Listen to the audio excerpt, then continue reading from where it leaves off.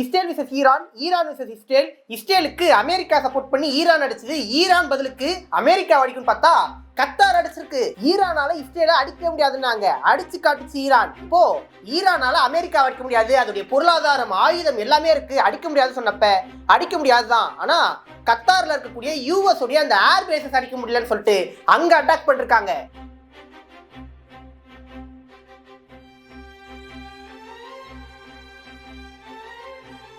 அதுவும் கத்தாருக்கும் அமெரிக்காவுக்கும் இந்த மாதிரி ஈரான் நாங்க அடிக்க போறோம் அப்படின்ற அந்த இன்ஃபர்மேஷன் பாஸ் பண்ணதுக்கு அப்புறமா அட்டாக் பண்ணிருக்காங்க. இதுக்கு கத்தார் பயங்கரமான எதிர்ப்பு தெரிவிச்சிருக்கு. அமெரிக்கா வீழ்த்தவே முடியாது சொன்னப்ப ஈரான் அதோடைய அடிவேறையை ஆட்டி பார்த்திருக்கு.